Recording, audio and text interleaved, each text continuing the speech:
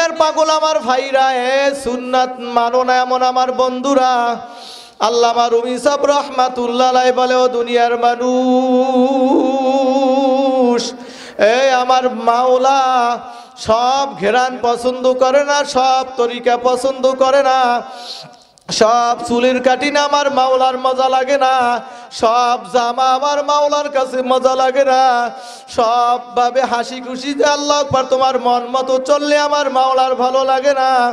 আমার মাওলার ভালো লাগার তরিকা হইল আমার নবীর শাহী তরিকা। আমার মাওলার সমস্ত বাদশার বাদশা, জোরে বলেন ঠিক কিনা? এই সমস্ত রাজার রাজাকে ওই আল্লাহরে জোরে মহাব্বতে ডাক দেন আল্লাহ, আরো জোরে মহাব্বতে জোরে আওয়াজ হবে আল্লাহ। আমার মাওলার শাহী তরিকা হইল আমার নবীর তরিকা। আমার মাওলাই বলেন, কুনতুম তুহিব্বুন আল্লাহ,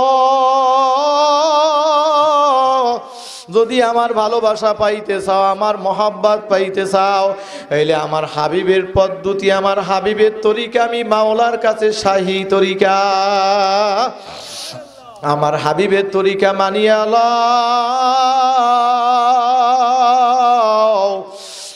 এই জন্য হাদিসের ভিতরে আছে, বন্দাবান্দি যখন আমার হাবিবের তরিকা মাইনা এই যায় নামাজ হইল আমার মাওলার শাহী ওয়েটিং রুম। সুবহানাল্লাহ বলেন। যায় নামাজে যখন বন্দাবান্দি এরকম সুন্নত তরিকা নিয়া, হুজুরি কলব নিয়া যখন যায় নামাজে দাঁড়াইয়া যায়, আল্লাহু আকবার বলে, তখন হাদিসে কিতাবের ভিতরে আসছে, আসসালাতু মি'রাজুল মুমিনিন। এই সুন্নাত তরিকা নিয়ে যখন হুজুরি কলব নিয়ে নামাজি নামাজে দাঁড়ায়, তখন ওই নামাজির সাথে আমার মাওলার সাথে গোপনে দিদার হইয়া যায়। নারায়ে তাকবীর। এই জন্য আমার ভাইরা, আমার বাবারা, আমার হাবিবের তরিকা আল্লাহ পাকের কাছে শাহী তরিকা। যদি কেউ দামি হইতে চাও, আমার মাওলার কাছে পৌঁছতে চাও, তাহলে আমার নবীর তরিকার কোনো বিকল্প নাই। নিজেকে দামি বানাইতে চাও, 3.5 হাত বডিটাকে দামি বানাইতে চাও, মনে করছো দুনিয়ার ভিতরে ধনী হইলি বুঝি সব জায়গায় ধনী না, বাজান আসলে কিন্তু এমনটা না। এ আল্লাহর বান্দারা, পর্দারা আলের আমার মা ও বোনেরা, আসলে ধনী কে বাজান রে?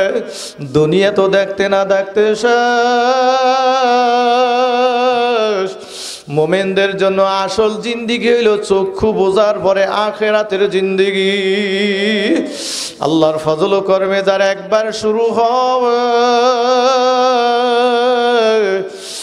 আর কোনো দিন শেষ হবে না।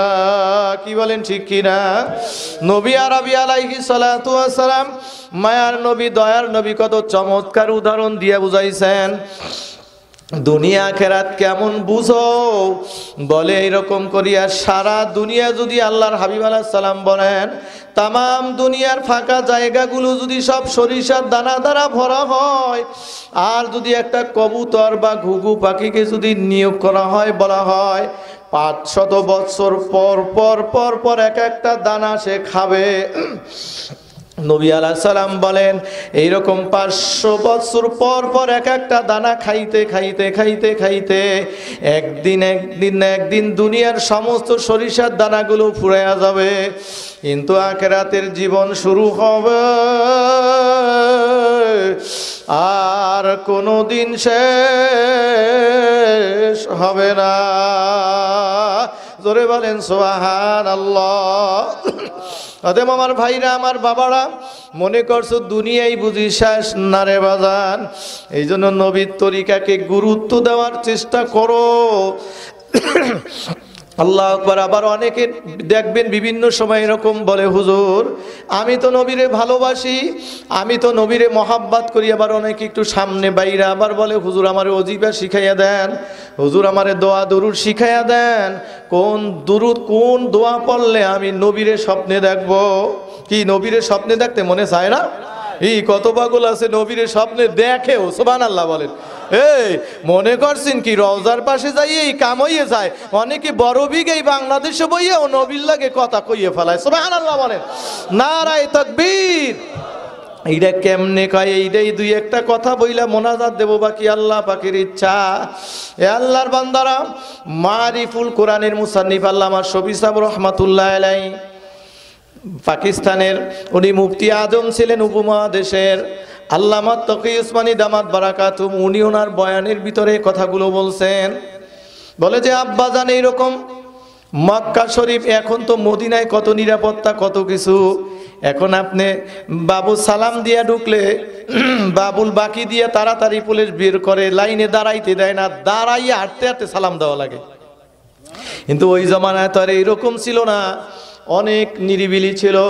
আমরাই তো, আমি এই কয়েকবারের প্রথমবারে যখন গেছি তখন কত নিরিবিলি, মন চাইলে সবসময় প্রত্যেক দিন ঢোকা গেছে রিয়াজিল জান্নার ভিতরে, কিন্তু এখন চাইলেই ঢোকা যায় না। এখন সালামের লাইনে গেলেও বলে অ্যাপসের মাধ্যমে ঢোকা লাগে, কঠিন অবস্থা। খোলামেলা ছিল। আল্লামা শফি রহমাতুল্লাহ আলাইহি বলে, আমি ওই গাছতলা দূরে বইসা আমি নবীরে সালাম জানাইতাম, সুবহানাল্লাহ বলেন। আমি পাশে যাইতাম না রওজার। কেন? বলে আমার মনে মনে একটা ভয় ছিল, আমার মনে মনে একটা ভয়,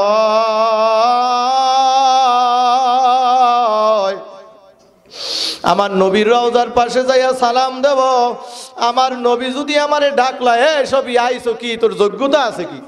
একালে আমার কোলের দ্বারে আইয়া আমার সালাম দাও, কি পালনটা করছো, কি সুন্নাত কি আদায় করছো? আমার ভয়তে আমি নবীর সুন্নাত বুঝি মানতে পারি না, এই ডরে আমি নবীর রওজার পাশে যাই নাই। রওজা পাক দেখা যায় এরকম দূরত্ব বজায় রাখা আমি দূরে বসে বসে দুরূদ পড়তাম, সুবহানাল্লাহ বলেন। নারায়ে তাকবীর। এইরকম দূরত্ব বজায় রেখা দুরূদ পড়ি। কয় আমার বয়স শেষ বয়সে চলে আসছি। আল্লামা শফি রহমাতুল্লাহ আলাইহি শেষ বয়সের ঘটনা বলে, আমি মনে মনে চিন্তা করলাম, এ শফি জীবনে কি করলাম? কত মানুষ দূরের থেকে আসে আমার নবীর রওজার পাশে যাইয়া মহাব্বতে সালাম দেয়, আর তুমি মারিফুল কোরআনের মতো কিতাব লিখলা, তাফসির লেখলা, তুমি নবী আলাইহিস সালামের রওজার পাশে যাই একটু সালাম দেবাই হিম্মত তোমার হইল না, এই সাহস তোমার দিলে হইল না। এই চিন্তা ভাবনা করতে করতে করতে করতে আল্লামা শফি বলে যে আমার একটু ঘুম তন্দ্রা চইলা আসছে, সুবহানাল্লাহ। আমি আমার অজান্তে ঘুমাইলাম, ঘুমের ভিতরে স্বপ্নে দেখি আমার সরকারে দো আলম নবী আমার সামনে হাজির। নারায়ে তাকবীর। আমার নবী পাক আমার সামনে হাজির। আমার নবী আমারে জিজ্ঞেস করে, শফি তুমি আমার কাছে কেন আসো না, আমার থেকে দূরে কেন অবস্থান করো শফি? কত মানুষ আমার কাছে যায়, তুমি আমার কাছে কেন যাও না? ইয়া রাসূলুল্লাহ, ইয়া হাবিবাল্লাহ, আমার তো এমন কোনো হিম্মা এরকম আমল নাই যে আমল নিয়ে আপনার কাছে যাব। হুজুর, এই জন্য আপনার কাছে আমি যাইতে সাহস পাই না। বলে শফি শোনো, কত মানুষ আমার কাছে যাইয়া সালাম দেয় কিন্তু মহব্বতে অনেক দূরে। এই অনেক মানুষ দূরের থেকে সালাম দেয় কিন্তু মহব্বতের কাছে। আল্লাহু আকবার। এই শফি তুমি আমার দূরে থেকে সালাম দাও, দুরূদ পড়ো, তোমার জানা নাই আমি নবীর কলজার মানুষ গো ভিতরে তুমিও একজন। জোরে বলেন আল্লাহু আকবার। নারায়ে তাকবীর। এই জন্য আমার ভাইরা, আমার বাবারা, অনেকে অজিফা তালাশ করে, হুজুর কোন অজিফা পালন করলে আমি নবীর স্বপ্নে দেখব। আমাদের ওস্তাদরা বলতেন, আমিও বলবো বাজান, তুমি নবীর স্বপ্নে দেখতে চাও, নবীর মহব্বত চাও, আমি বলবো তুমি নবীর সুন্নতির উপরে আমল চালু করো। আমার নবীর সুন্নতির উপরে যদি আমল করতে পারো, আল্লাহর ফজল করে আমার মাওলা তোমারে সম্মানিত বানায়া দিবেন। সুবহানাল্লাহ। দুনিয়ার শুরু থেকে এ পর্যন্ত যারাই দামি হয়েছেন, আমার নবীর জবানা থেকে এ পর্যন্ত যারা দামি হয়েছেন, আমার নবী সুন্নাত তরিকা ব্যতীত কেউ দামি হইতে পারে না। কিয়ামত পর্যন্ত কেউ পারবেও না। জোরে বলেন ঠিক কিনা? আরো জোরে বলেন ঠিক কিনা? নবীর তরিকা ছাড়া কোনোদিন দামি হওয়া যায় না। নবীর তরিকা ছাড়া বিশেষ করে আখেরাতের দাম পাওয়া সম্ভব না। এই জন্য বাজানে সুন্নাত তরিকার বড় দাম। যত বেশি সুন্নাত মানবা মনে করবা তত বেশি নবীরে ভালোবাসতে পারছো। হুজুর ভালো তো বাসি, কি ভালোবাসো? এইটা মুখের ভালোবাসা। নবীরে ভালোবাসলে তো নবীর তরিকা তোমার বডির মধ্যে ফিট খাওয়ার কথা। কথা বলেন ঠিক কিনা? এই নবীরে ভালোবাসলে তোমার ঘরের ভিতরে নবীর তরিকা ফিট খাওয়ার কথা। বলেন ঠিক কিনা? নবীরে ভালোবাসলে তোমার ছেলের বিয়া, তোমার মেয়ের বিয়ার মধ্যে সুন্নাত তরিকা চালু হওয়ার কথা। জোরে বলেন ঠিক কিনা? এই যুবক ভাইরা, আমার ছোট ভাইরা যারা শুনতেছো, আল্লাহ বিয়ে শাদী করো নাই, যে সমস্ত মেয়েদের বিয়ে হয় নাই, খালি একটা নিয়ত কর যে আমি আমার হাবিবকে ভালোবাসি, আমার সরকারের দো আলমকে আমি ভালোবাসি। কি ভালোবাসি কিনা? ইনশাআল্লাহ। হ্যাঁ, নবীরে ভালোবাসার বিকল্প নাই। তাইলে নবীকে ভালোবাসবো। বিয়ে সুরার ভিতরে গান বাজনা অপসংস্কৃতি দিয়ে বিয়ে হইতে দেব না, করতে দেব না ইনশাআল্লাহ। আমার বিয়ে আমি গান বাজনা দিয়ে হইতে দেব না ইনশাআল্লাহ। মেয়েরা ইনশাল্লাহ বল পর্দার আলে যে আমার বিয়া, আমাকে বিয়ে দিবে, আমি গান বাজনা বাজাইতে দেবো না ইনশাআল্লাহ। নবীরে ভালোবাসো। নবীর জন্য কি করছো? কি করছো? ঘোড়ার ডিম করছো। একজন হুজুর রাত্রিবেলা মাহফিল কইরা যায়। এখন রাত্রিবেলা মাহফিল কইরা রওনা করছে, গাড়ি নাই, রিক্সা নাই, গাড়ির ভ্যান নাই, কিচ্ছু নাই। এখন অন্ধকার রাস্তা হাঁটতে আছে, সাথীও নাই, বাতিও নাই। দেখা এক রিক্সাওয়ালা, বন্ধু যাবিনি অমুক জায়গায়? কয় হ্যাঁ। ছোট বিকাই অফিস যাবি? কয় যাবো, ইত্যাদি ইত্যাদি। তো এখন ঠিক আছে, তাইলে চল। ভাড়া টাড়া কইয়ে লাভ কি? সারা রাইতে গাড়ি পাই না, তোরে একজন পাইছি, যা চাও তাই দেব।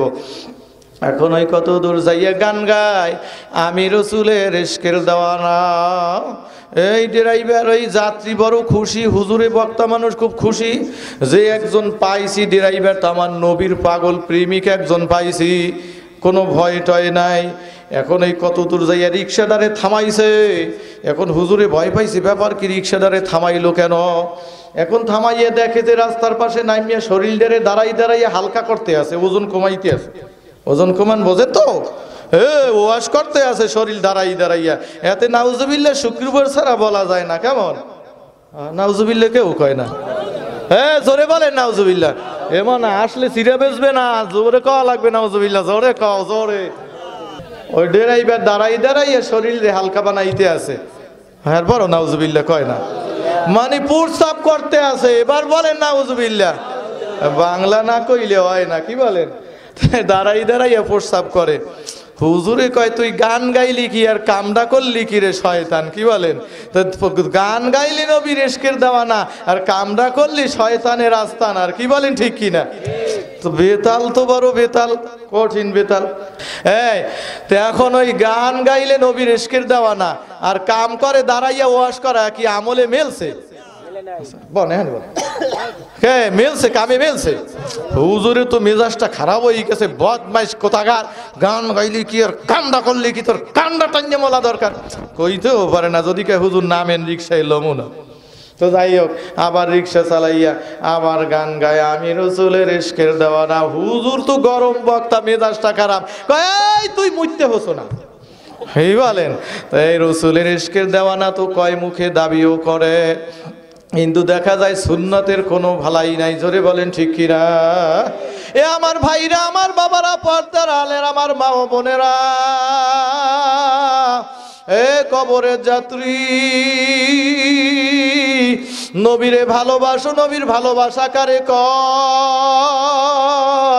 মেসিরে যদি ভালোবাসে তাহলে মেসি যেমনে চুল কাটে আমনে চুল কাটার ভালো লাগে, কথা কয় না? এই ছেলেটা মনে করেন মেসিরে ভালোবাসে আর্জেন্টিনা, এখন যদি চুল কাটছে নেইমারের মতো। নেইমার কি আর্জেন্টিনার? ওরা ব্রাজিল। কি বলেন? এখন এই ব্রাজিলের হলুদ হলুদ একটা গেঞ্জি না ব্রাজিলের, এখন এই নেইমারের 10 নাম্বার হলুদ গেঞ্জি যদি গায়ে দেয়, আর যদি যাইয়া ওই আপনাকে বড় বিঘাই বাজারে যাই যদি কয় আমি মেসির দেওয়ানা, তখন তোর কান্ডা ভাড়াই দিব, তুই মিথ্যুক ধোঁকাবাজ। কথা বলেন ঠিক কিনা? কারণ তো স্লোগানের লাগে মিল নাই। তোর ঘরের ছাদের উপরে পতাকা টাঙ্গাইছ নীল, ওইটা তো আর্জেন্টিনার লাগে মেলে না। তুই ক মেসিরকে, তুই মেসিরে ভালোবাসো, তুই চুল করছো নেইমারের মতো কপাল পড়া। তো দেখবেন দুইজনে ঝগড়া বাজে, এই জন্য বলে যে যাকে ভালোবাসে সে তার অনুসরণ ছাড়া করে না। এই গত বিশ্বকাপ ফুটবল খেলার সময় খবর পাইলাম এক জামাই হে মেসিরে এত ভালোবাসে জামাই, তার শ্বশুর বাড়ির থেকে তার বাড়ি 4 কিলোমিটারের মতো দূরত্ব, এই জন্যে টাকা পয়সা খরচ করিয়া নিজের বাড়ি থেকে শ্বশুর বাড়ি পর্যন্ত নিজের আর্জেন্টিনার কালারের পতাকা লম্বা করিয়া টানাইছে। ওরে খোদাই, নাউজুবিল্লাহ, সর্বনার মাহফিল ছাড়া কওয়া যাইবে না। জোরে বলো নাউজুবিল্লাহ মিয়া। এত লম্বা পতাকা টাঙ্গাইছে, এই মহব্বতের প্রমাণ হইল 4 কিলোমিটার দূর শ্বশুর বাড়ি। কিন্তু করার কিছু নেই, আমি যে মেসিরে ভালোবাসি এই জন্য 4 কিলোমিটার জায়গা জুড়ে মেসির পতাকা। জোরে বলেন ঠিক কিনা? এইটা হলো মহব্বতের দাবি। তুমি যারে ভালোবাসো তার পতাকা তোমার ছাদে উড়বে। কথা কন ঠিক কিনা? এই তুমি যারে ভালোবাসে সেলুনে যাইয়া তুমি নেইমারের ভালোবাসার যদি মেসির মতো চুল কাটেন, সেলুনে অনেক সময় মারামারিও বাজে। টাহাই দেবো না তো সেলুনগিরি ছুটাই দেবো, কেমনে করো? আমি মেসির ভক্ত না, আমি ভক্ত নেইমারের। তুই চুল করছো মেসির ছাড় দেছো, তোর সেলুনগিরি ছুটাই দেবে, ঝগড়াও বাজে।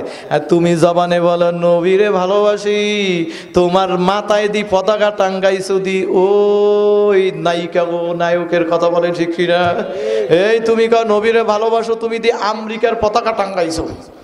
তুমি কাও নবীরে ভালোবাসো, তুমি তো মদিনার পতাকা টাঙ্গাইতে পারো না, তুমি সুন্নতের নিশান টানাইতে পারো না, তুমি তো ওই বিধর্মীক নিশান টানাইছো। জোরে বলেন ঠিক কিনা? তাহলে তুমি যে জবানে দাবি করলা নবীরে ভালোবাসি, আসলে ভালোবাসা বক্তব্যের সাথে আমলের সাথে কিন্তু মিল নাই। এই জন্য আমার ভাইয়েরা, আমার বাবারা, ভালোবাসার মিল তখনই হবে যখন আল্লাহর ফজল ও করমে আমলে মিলিয়া যাবে। তুমি জবানে বলো মুসলমান নবীরে ভালোবাসি, যখন তোমার সুন্নাত তরিকা তোমার মেসওয়াক পাওয়া যাইবে। কি মেসওয়াক আছে? ওই যদি বলি আজ জাগান কয়জনে মেসওয়াক করছে নাইস গো, দেখবেন 100-র মধ্যে এনে 90 জন ফেল করবে। কি বলেন? অত নবীরে ভালোবাসেন, মেসওয়াক কোথায়? একটা মেসওয়াক কত? 10,000 টাকা দাম না? আপনাকে দিক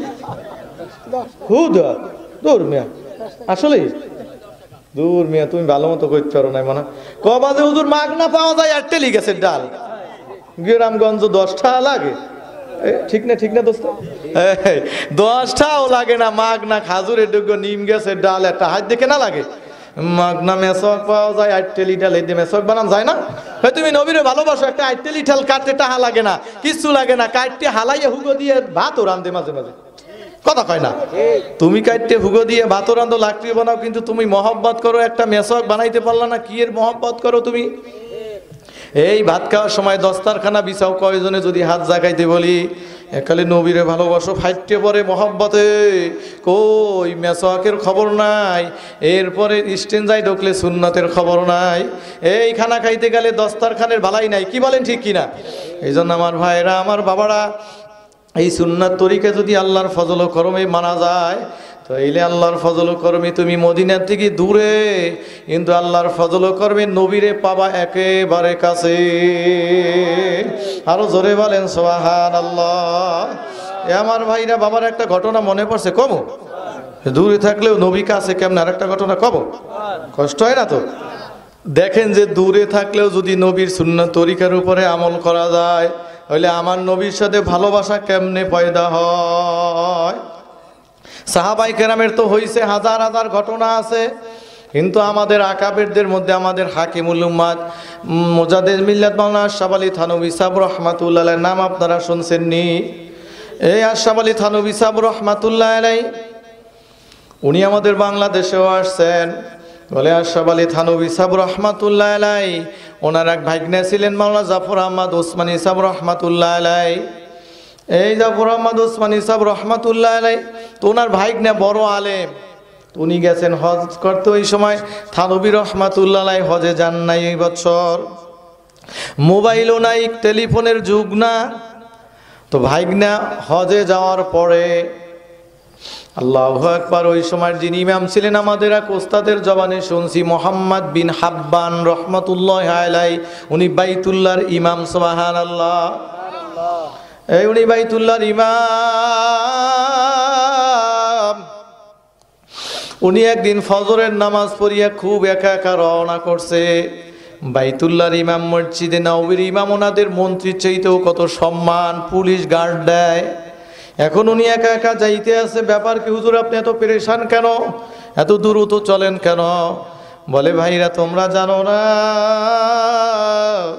হাদিসে পাকের ভিতরে পড়ছি নবী আলাইহিস সালাম কত সংবাদ নিয়ে কত সাহাবায়ে কেরামদেরকে বিভিন্ন জায়গায় পাঠাইছেন, প্রেরণ করছেন। আমরা পড়ছি, কিন্তু ওই সৌভাগ্য হয় নাই। আজকে রাত্রে আমার নবী আমার একটা সংবাদ নিয়ে এক জায়গায় যাইতে বলছে। সুবহানাল্লাহ। বলে ভারতবর্ষে একজন মৌলবীর নাম হইল আশরাফ আলী থানভী। উনি হজে আসে নাই, ওনার ভাগিনা হজে আসছে। আমার নবী রাত্রিবেলা তার চেহারাও দেখাইছে, পরিচয়ও দিয়েছে, হোটেল গলি অমুক জায়গায় অমুক হোটেলে। আমার নবী আমার স্বপ্নে বলছে, বাইতুল্লাহর ইমাম, ভারতবর্ষে আমার একটা আশিক, আমার একটা পাগল, আল্লাহু আকবার, আমার একটা পাগল আশরাফ আলী থানভী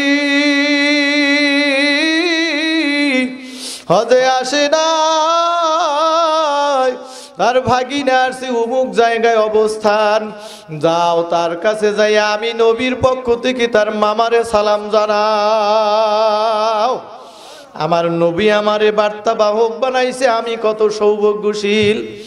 যাইতে যাইতে আমার নবীর স্বপ্নের ভিতরে যেই ঠিকানা বলছে, ওই রকম অলিগলি রাস্তা অনুসরণ করতে করতে যাইয়া দেখে, আমার নবী স্বপ্নের ভিতরে যে এই চেহারার মানুষ দেখাইছে, উনি তা নবীর ভাগিনা। যাই আসসালামু আলাইকুম। ওয়ালাইকুম আসসালাম। বলে আপনি কোথা থেকে আসছেন? ভারতবর্ষ থেকে। আপনার একজন মামা সিনি আশরাফ আলী থানভী নামে? বলে পাইয়ে গেছি, আমার নবী আপনার কাছে আমারে পাঠাইছে। সুবহানাল্লাহ। আমার নবী আপনার কাছে পাঠাইল। আপনি যখন বাড়িতে যাবেন, এলাকায় যাবেন, আমার নবী আপনার মামারে সালাম জানাইছে। আরো জোরে বলেন সুবহানাল্লাহ। সালাম যখন এইরকম শব্দটা বললো, ওনার অবস্থা কেমন হয়ে গেছে। নবী তার মাধ্যমে সালাম জানাইছে, বলে ভাগিনার দামও তো নবী বাড়াইছে। কি বলেন, ঠিক কিনা? তো যাই হোক, এখন ভাগিনা কোন সময় মামার কাছে সালামের কথা বলবে, কোন সময় ভারতবর্ষে যাইবে। যাইতে যাইতে ভারতবর্ষে যখন আসছে, বলে থানভীর কাছে যখন আসছে, কিতাবের মধ্যে আসছে আশরাফ আলী থানভী রহমাতুল্লাহ আলাইহি তখন বয়ানের স্টেজে চেয়ারে বসা ছিলেন।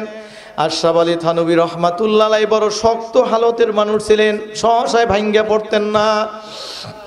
উনি বয়ান করতেছেন, বয়ান শেষ হবে, ভাগিনার এই ধৈর্য ধরে না, কারণ সংবাদ তো নবীর সংবাদ। সুবহানাল্লাহ। সালাম তো নবীর পক্ষ থেকে সালাম। মামায় বয়ান শেষ করবে, তারপরে বলবো না না, বয়ানের মধ্যেই যায় কানে কানে বলে, মামা ও মামা, আল্লাহু আকবার, নারায়ে তাকবীর। ও মামা, আপনার জন্য বড় সৌভাগ্য, বড় সুসংবাদ। কি ভাগিনা, কি খবর? বলে মদিনাওয়ালা আমার মাধ্যমে আপনার সালাম পাঠাইছে। বলে থানভী রহমাতের বড় শক্ত দিলের ছিল। বলে যখন নবী আলাইহিস সালামের সংবাদ কানে শুনতে পাইছে, আশরাফ আলী থানভী রহমাতুল্লাহ আলাইহি চেয়ারে বেহুশ হয়ে পড়ে গেছে। আল্লাহর বান্দা, আমার ভাইরা, আমার বাবারা, অতএব দামি হইতে চাও তো আমার নবীর অনুসরণ করো। আমি আমার নবীর সুন্নাত তরিকা আঁকড়াইয়া ধরো। আল্লাহ আমাকে আমাদের সবাইকে তৌফিক দান করেন, আমিন। আরো জোরে বলি আমিন। তো আমার ভাইরা একটু পরেই মোনাজাত হয়ে যাবে। আল্লাহ আবার কবে কবুল করবে জানি না। আল্লাহ জানি আজকে আমাদের মাহফিলটা আমার নবীর মহব্বতের উপকরণ হয়ে যায়, আমিন। আরো জোরে বলি আমিন। আমরা যে দুরুদ পড়ছি, আল্লাহ পাক জানি আমাদের দুরুদকে নবী পাকের রওজায় পৌঁছায়া দেয়।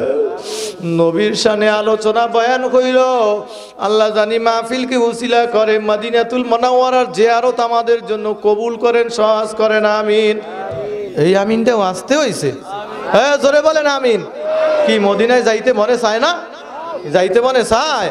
কার কার মদিনায় যাইতে মনে চায়? নারায়ে তাকবীর, নারায়ে তাকবীর। আলহামদুলিল্লাহ বলে হাত নামাই। আল্লাহ আপনি সবাইরে কবুল করেন, আল্লাহ আপনি সবাইরে কবুল করেন। মদিনা তো মায়ার জায়গা, কি বলেন ঠিক কিনা? একদল মানুষ যায় আমার নবীরে সালাম দেয়, আমার নবী তারে সালাম শুনাইয়া জবাব দেয়। রওজার পাশে কিছু পাগল দেখা যায়, কত মানুষ সেলফি তোলার জন্য ব্যস্ত থাকে। আর একদল মানুষ আমি দেখছি, আরে চোখের দিকে তাকাইলেই বোঝা যায়, দেখবেন যারা ঘুমায় না তাদের চক্ষু লাল হইয়া যায়, উজাগার থাকলে বোঝা যায় না। এইরকম অনেক মানুষ আমি দেখছি, আরে চক্ষু লাল, খালি চোখের গোড়ায় পানি। আরে ওরা খালি গোপনে গোপনে কান্দে আর ডাক দিয়ে বলে, নবী গো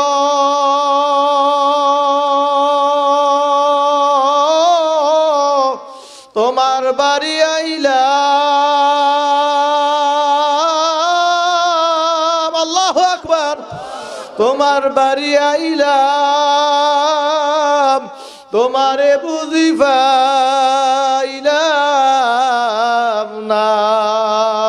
আল্লাহ, এরকম একদল মানুষ আমি দেখছি, আরে সালামের লাইন থেকে পুলিশ তাড়াতাড়ি সরাইয়া দেয়।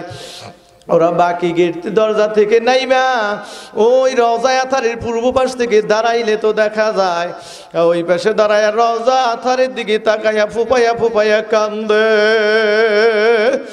ওগো দিলে যে কি মায়া, কি ব্যথা, বলাও যায় না, শোয়াও যায় না। এই জন্যে মাবুদের কাছে দোয়া করো, মাবুদ গো, যেই নবী আমার জন্য মদিনায় রওজায় আতারে শুয়ে শুয়ে কান্দায়, যেই নবী কিয়ামতের ময়দানে আমাদের জন্য আল্লাহ আকবার আরশের তলে সিজদায় পড়িয়া কাঁদবে, আল্লাহ দয়া মায়া করে দয়ার নবীর রওজার পাশে যাওয়ার একটু তৌফিক দিয়া দাও। আরো জোরে বলি আমিন। আস্তাগফিরুল্লাহাল্লাযী লা ইলাহা ইল্লা হুয়াল হাইয়ুল কাইয়্যুম ওয়া আতুবু ইলাইহি লা হাওলা ওয়ালা কুওয়াতা ইল্লা বিল্লাহিল আলিয়্যিল আযীম। দোয়া চাই, দোয়া করে সুন্নতের যে কথা বলছি, মেসওয়াক যাদের নাই ইনশাআল্লাহ বলেন একটা মেসওয়াক বানাবেন ইনশাআল্লাহ, ইনশাআল্লাহ ইনশাআল্লাহ মেসওয়াক বানাবেন। দস্তরখানা না থাকলে দস্তরখানা বানাবেন ইনশাআল্লাহ। একটা দস্তরখানা কত টাকা? অল্প কয় টাকা, কি আধা গজ কাপড় দিয়ে দস্তরখানা বানানো যায় আলহামদুলিল্লাহ। তাহলে দস্তরখানা দিয়ে খানা খাবেন ইনশাআল্লাহ। সুন্নাত তরিকায় ঘুম পড়বো ইনশাআল্লাহ। এই সুন্নাত তরিকা ডান কাতে এরকম ডানে এরকম হাত দিয়া এরকম শোয়া সুন্নাত। এখন বলতে পারেন হুজুর সারা রাত কেমনে থাকবো? আসলে আমরা বুঝি নাই, এটা কিন্তু নিয়ম না যে সারা রাতই একভাবে ঘুমানো কিন্তু সুন্নাত, এটা না। বলছে যে সূচনা শুরুটা করা এইভাবে, এইটা সুন্নাত। এরপরে আপনি ডান বামে আপনি পরিবর্তন করবেন, এতে অসুবিধা নাই আলহামদুলিল্লাহ বলেন। কিন্তু প্রথম শোয়ার ঘুমানোর শুরুটা যদি ডান দিক দিয়ে এইভাবে করেন, এইটা সুন্নাত আলহামদুলিল্লাহ বলেন। তাহলে আমরা ঘুমের শুরুটা এইভাবে করবো ইনশাআল্লাহ। এইটা কিন্তু কবরেও এইভাবে, এই জন্য আলহামদুলিল্লাহ। হ্যাঁ টোটাল আচ্ছা আচ্ছা, ওই এটা তো আর জানেন না, এটা ঠিক আছে, ওটা বলবো। তাইলে এই সুন্নাত তরিকা আমরা ঘুমের চেষ্টা করবো ইনশাআল্লাহ। আমি চেষ্টা করি যখন শুই, যদি বাম দিকে শুয়ে যায় অনেকদিন আমার কেমন একটা ধাক্কা লাগে, তাড়াতাড়ি ডাইন খেতে শুয়ে যায়, যে হ্যাঁ পরে যাওয়াই হইবে, কি বলেন? আমরাও ইনশাআল্লাহ এখন থেকে নিয়াত করি যে ঘুমাবো সুন্নাত তরিকায় শুরু করবো ইনশাআল্লাহ। ওসিয়ত করবেন কবরের ঘুমটাও জানি সুন্নাত তরিকার হয়। ইসলামী যত কবর করে মেয়া কয় হুজুরের কই ঘেডিটা কি পশ্চিম দিকে হয়েছে, দেন ঘেডিটারে ভাঙ্গে কাজ করে। কে বলছে এটা আপনার সুন্নাত ঘেডি পশ্চিম দিকে করা? কে বলছে আপনাকে এটা সুন্নাত করো? মৌলবী বলছে ঘেডি কাজ করা পশ্চিম দিকে সুন্নাত? পা থেকে আবার একটু কন কেন, পা থেকে মাথা পর্যন্ত পুরা বডিটা ডান কাতে যেমন আমরা ঘুমাই ওইরকম একটা কায়দায় মাটির প্লেটটাই ওইভাবে তৈরি করা। আমি যদি হাতটা এইভাবে রাখছি, আমার মোবাইলটা কি এইরকম সোজা হয়েছে না কাইতে হয়েছে? তো প্লেটটাই এইভাবে করা, জানি গ্লাসের পা থেকে মাথা পর্যন্ত অটোমেটিক ডানে কাত হয়। তো আমাদের মাথা ঘেডি ভেঙ্গে অনেক সময় কাজ করে পশ্চিমে ফিরেইতেই হইবে। কি বলছে? প্লেটটা আপনি পশ্চিম দিকে করেন, ঘেডি ভাঙ্গা লাগবে না, বাঁকা করা লাগবে না, আপনার কাম রাখা অটোমেটিক সুন্নাত তরিকা হয়ে যাবে। কি বলেন ঠিক কিনা?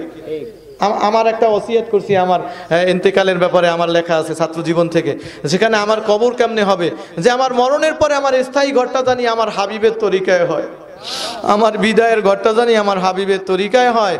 এই জন্য আমি ওখানে আমার লেখা আছে, আমার ছেলে হাফেজ হয়েছে 2টা, আমি বলছি আমি ইন্তেকাল করলে এইভাবে কবর করবা, এইভাবে করবা, আমি আবেগে বইলা রাখছি আল্লাহু আকবার, যে এইভাবে কবর করবা, প্লেটটা সুন্নাত তরিকায় করবা, জানিয়ে আমার ঘেডি বাঁকা করা না লাগে, অটোমেটিকই পশ্চিম দিকে কাইথেয়ে যাবে। কি বলেন ঠিক কিনা? কি মন চায় না বিদায় বেলা আমার নবীর তরিকায় ঘুমাইতে মন চায় না ইনশাআল্লাহ? তাহলে যারা কবর করে তাদেরকে এভাবে বলবেন যে প্লেটটা ওইভাবে তৈরি করবা সুন্নাত তরিকা, ঠিক আছে না ইনশাআল্লাহ? তাহলে সুন্নাতের 2-3টা কথা বললাম। মেসোয়াক নাই, মেসোয়াক করবো ইনশাআল্লাহ, ইনশাআল্লাহ। দস্তারখানা নাই, মা বোনরা, আমার বোনেরা যারা আছো, বিশেষ করে আমার 8 বোন, তোমাদেরকে বলবো, বিশেষ করে আমার 8 বোনদেরকে বলবো, হাবিব সাহেবের যে 8 মেয়ে, তোমরা 8 বোনের মধ্যে যদি কারো মেসোয়াক না থাকে, কালকেই মেসোয়াক তৈরি করবা ইনশাআল্লাহ, দস্তারখানা তৈরি করবা তোমরা 8 বোন, আমার বোন বানায় গেলাম ইনশাআল্লাহ, যে ইনশাআল্লাহ আমরা মেসোয়াক করবো, মা বোনরা সবাই দস্তারখানা করবো, মেসোয়াক করবো ইনশাআল্লাহ। আল্লাহ সবাইকে তৌফিক দেন, আমিন, আল্লাহুম্মা আমিন, আল্লাহুম্মা আমিন, আল্লাহুম্মা আমিন। ও ঘরের মেয়ে লোকেরা, হাত উঠাইয়া মাওলার দরবারে কান্দো আর মাপ চাও। কান্না না আসলে মনেরে বুঝাও রে মন। একদিন লাল শাড়ি পরিয়া নতুনভাবে সাজিয়া স্বামীর ঘরে উঠছিল রে মন।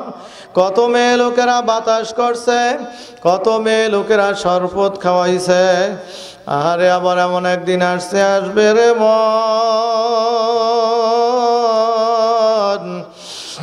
এই ঘরের দরজা দিয়া মরালা সইয়া বাহির হওয়া। ছেলে কানবে মামা করে, মেয়ে কানবে মামা করে, ওরে মন জব তো আর দিবারা। আরে এক মহিলার লাশ নিয়ে রওনা করছে, আরে ছোট একটা বাচ্চা মেয়ে আম্মু আম্মু বলিয়া কান্দে, আম্মু দুধ খাওয়াও। আরে মানুষজনরা আম্মুর লাশ নিয়ে কবরের দিকে রওনা করছে, বলে আমি আম্মুর কোলে চড়ব। আরে বলা হইল মেয়েটা কেন কান্দে? বলে হুজুর, যেই মহিলার লাশ নিয়ে জানাজা দিয়া রওনা করছি তার কলিজার টুকরা সন্তান। বলে তাড়াতাড়ি মানুষ সরাও, লাশ নামাও, ওর মায়েরে আর কোনোদিন পাইবে না, ওর মার কোলে আর কোনোদিন উঠবে না। মানুষজন সরাইয়া মুখের কাপড় যখন সরাইয়া দিছে, আরে ছোট বাচ্চাটা গলা জড়াইয়া কান্দে আর বলে মা গো, ও মা, এত ডাকা ডাকি কেন, সারা দাও না, ও মা আমারে ফালাইয়া কোথায় রওনা করছ, আমার জন্য বুঝি মায়া লাগে না। আল্লাহ, এ কবরে যাত্রীরা, গুনার পাগলেরা নিজের জীবনের অপরাধের কথা শিখে মনে করিয়া মাওলার দরবারে কান্দ, আর এই কবরের চিন্তা করিয়া ও দিলকে নরম কর, ওই আখেরাতের কথা চিন্তা করিয়া দিলকে নরম কর। ওই কবরে রাখবে ডানে মাটি বামে মাটি নিচে মাটির বিছানা, বাড়িতে বাসের সাউরি ভাইগা যাওয়া যাবে না, সাথীও নাই বাতিও নাই, কেমনে থাকবা একা কবরে। আল্লাহ, সাথী নাই রে, বাতি নাই রে কবরে, একা একা কেমনে থাকবো ওই ঘরে। মাবুদ গো, গভীর রজনী দেখো দাড়ি ফাঁকা মানুষগুলো কান্দে। নবী আরবি আলাইহিস সালাম বলছে সাদা দাড়িওয়ালারা যখন কান্দন লয় তুমি মাফ না কইরা পারো না, তুমি লজ্জা পাও। আল্লাহ দয়া মায়া করে মুরব্বীদের উসিলা আমাদের মাফ করিয়া দাও। আল্লাহ আমাদের যুবকদেরকে মাফ করিয়া দাও, আমার মা বোনদেরকে মাফ করিয়া দাও। দয়া মায়া করে মাহফিলকে হেদায়েতের জরিয়া বানাইয়া দাও। আল্লাহ এই মাদ্রাসাকে কবুল করে নাও।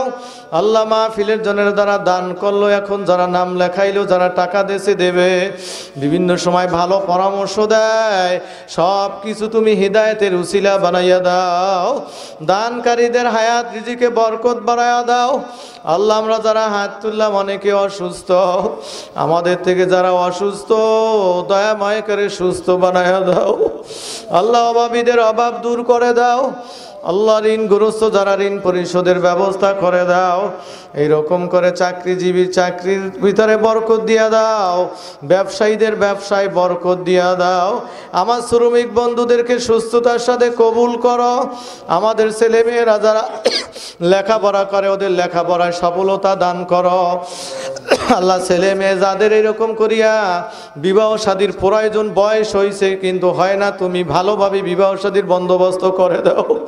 আল্লাহ যাদের চাকরি বাদার প্রয়োজন, কর্মসংস্থানের প্রয়োজন, আল্লাহ তুমি সহজে কর্মসংস্থানের ব্যবস্থা করিয়া দাও। মাবুদ রে,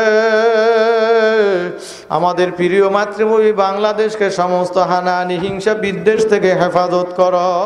সারা দুনিয়ার মুসলমানদেরকে মাফ করিয়া দাও।